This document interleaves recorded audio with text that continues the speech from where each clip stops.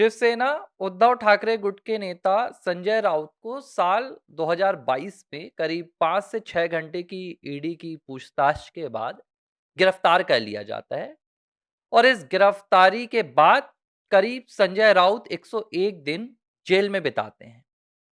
101 दिन बिताने के बाद संजय राउत को निचली अदालत से जमानत मिल जाती है और इस जमानत को रद्द कराने के लिए बाद में ईडी बॉम्बे हाई कोर्ट भी जाती है। हालांकि बॉम्बे हाई कोर्ट जमानत पर रोक लगाने से इनकार कर देती है और संजय राउत बाहर आ जाते हैं। इसके करीब अब होने जा रहे हैं 4 साल। 2022 की बात है, ये 2026 चल रहा है। अभी हाल ही में संजय राउत का एक बयान आया। इस बयान में संजय राउत ने एक ऐसी बात बोली है जिस बात को मुझे लगता है कि आप सभी को सुनना चाहिए और इसके पीछे की मंशा को समझना भी चाहिए। और मैंने संजय राउत की जमानत से इस पूरे वीडियो की शुरुआत क्यों की है, यह भी आपको समझ में आ जाएगा। दरअसल संजय राउत से पूछा गया कि ममता बनर्जी ने कहा है कि वो एसआईआर को लेकर सुप्रीम कोर्ट तक लड़ी, लेकिन कुछ हो नहीं पाया, तो इस पर आप क्या कहेंगे? तो संजय राउत ने इस पर जवाब देने के लिए सुप्रीम कोर्ट, चुनाव आयोग और भारतीय जनता पार्टी, इन तीनों का नाम लिया और संजय राउत ने कहा कि इस देश में अब कुछ भी नहीं हो पाएगा, क्योंकि सुप्रीम कोर्ट, चुनाव आयोग और भारतीय जनता पार्टी तीनों एक ही हैं। यानी कि तीनों में कोई अंतर नहीं है। चुनाव आयोग स्वतंत्र है, सुप्रीम कोर्ट स्वतंत्र है, भारतीय जनता पार्टी एक राजनीतिक दल है। लेकिन संजय राउत का कहना है कि ये दोनों भारतीय जनता पार्टी के साथ मिले हुए हैं। उदाहरण के लिए संजय राउत ने क्या कहा? संजय राउत ने उदाहरण देते हुए कहा कि भाई आप शिवसेना का देख लो क्या हाल हुआ। बाला साहब ठाकरे उसके फाउंडर थे, लेकिन शिवसेना किसे दे दी गई? किसी एक ऐसे आदमी को दे दी गई जिसका शिवसेना से कोई लेना देना नहीं था। यह संजय राउत ने कहा। दूसरी उदाहरण उन्होंने दिया एनसीपी का। उन्होंने कहा शरद पवार अभी भी हैं, लेकिन उनकी एनसीपी किसी दूसरे व्यक्ति को दे दी गई। और इन दोनों उदाहरणों के सहारे संजय राउत ने सुप्रीम कोर्ट को सीधे तौर पर भारतीय जनता पार्टी का मोहरा बता दिया, चुनाव आयोग को भारतीय जनता पार्टी का मोहरा बना दिया। लेकिन सच्चाई क्या है? सच्चाई यह है कि जिस सुप्रीम कोर्ट को, जिस न्यायपालिका को, जिस अदालत को आज संजय राउत कोस रहे हैं, यही अदालत ने कभी संजय राउत को राहत दी थी, नहीं तो ये जेल से बाहर नहीं आ पाते। 2022 में पात्रा चाल घोटाले के मामले में ये जेल गए थे।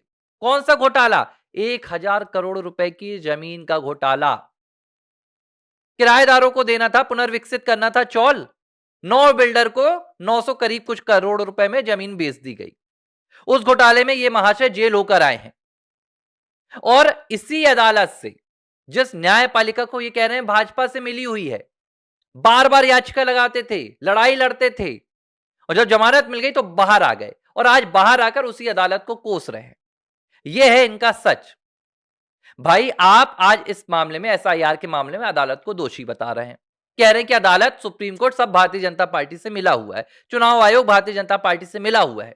वहीं जब ये supreme court justice BR Gavai, जो हमारे पूर्व सीजेआई थे, बुलडोजर एक्शन पर उत्तर प्रदेश में और पूरे देश में रोक लगा देते हैं, तो ढोलक बजाया जाता है।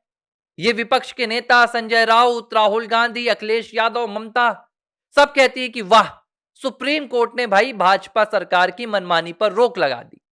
ये न्यायपालिका की जीत है, यह आम जनता की जीत है। लेकिन जब फैसला इनके खिलाफ चला जाता है तो ये क्या कहते हैं? न्यायपालिका बिका हुआ है।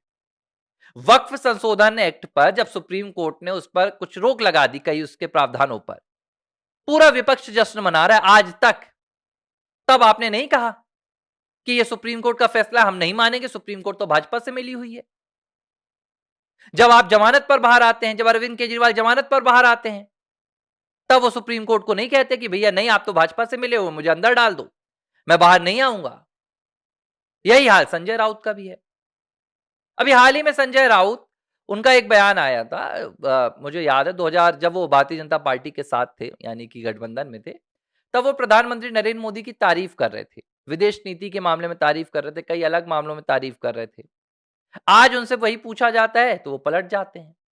क्यों? क्योंकि आज वो सत्ता में नहीं है।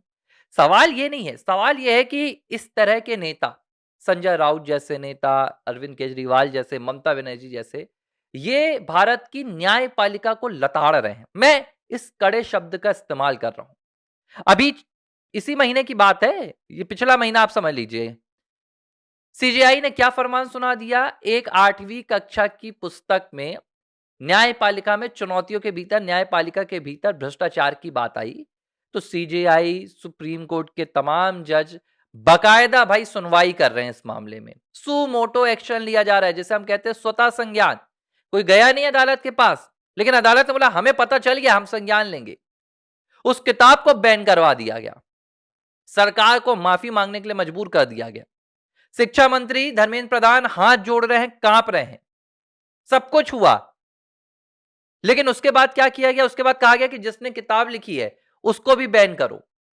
3 अधिकारियों को, जो 3 शिक्षाविद हैं, कह दिया गया कि इन्हें कहीं भी शासकीय फंडेड या शासकीय संस्थान में काम नहीं मिलेगा। रोजगार उनका छीन लिया गया।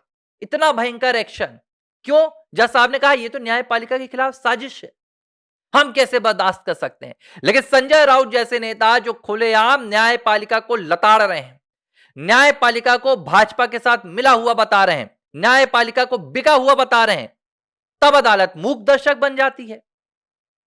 तब अदालत को क्या हो जाता है, क्या ये बयान जो संजय राउत के हैं ये सीजेआई तक नहीं पहुंच पाते? क्या न्यायपालिका की जब आपकी उसकी स्वच्छता पर, उसकी स्पष्टवादिता पर, निष्पक्षता पर सवाल उठाया जाता है, तब न्यायपालिका को क्या हो जाता है? कोई एक्शन नहीं। अरे भाई कब लेगी सुमोटो न्यायपालिका?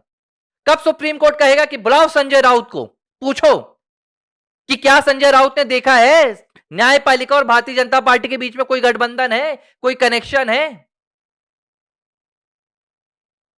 यही महाराष्ट्र के हमारे पूर्व जो सीजेआई थे चंद्रचूड़, प्रधानमंत्री नरेंद्र मोदी उनके घर चले गए तो पूरे विपक्ष ने बवाल मचा दिया।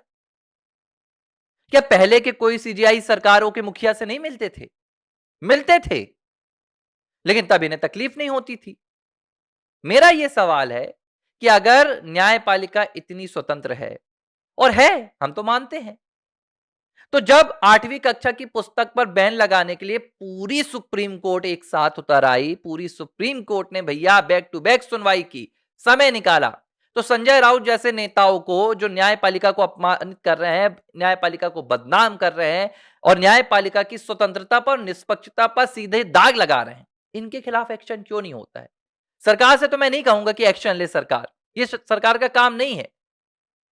अदालत अपना तो कम से कम ध्यान रख ले। संजय राउत जैसे नेता बेबाक हो चुके हैं, इन्हें अब किसी बात का डर नहीं है। डर इसलिए नहीं है क्योंकि इनके खिलाफ कोई एक्शन नहीं होता है। चुनाव आयोग में ये जीत कर आते हैं, जितनी सीटों पर जीत कर आते हैं उतने में जश्न मनाते हैं, बाकी हार जाते हैं तो कहते हैं चुनाव आयोग बिका हुआ है। अगर चुनाव आयोग बिका हुआ है तो आपकी गठबंधन की सरकार है, तमिलनाडु में बोलो इस्तीफा दे दे, केरल में बोलो इस्तीफा दे दे, तेलंगाना में बोलो, हिमाचल में बोलो, कर्नाटक में बोलो इस्तीफा दे दे, झारखंड में बोलो इस्तीफा दे दे।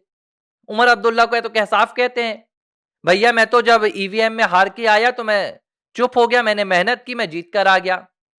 और वो तो खुलकर कहते हैं अगर आपको इस पर भरोसा नहीं है तो आप चुनाव मत लड़ो, बहिष्कार करो। नहीं, बहिष्कार कर देंगे तो भाई फिर सुविधाएं छिन जाएंगी, विधायकी चली जाएगी, सत्ता से बाहर हो जाएंगे, वर्चस्व कम हो जाएगा। तो चुनाव आयोग को बदनाम कर रहे हैं।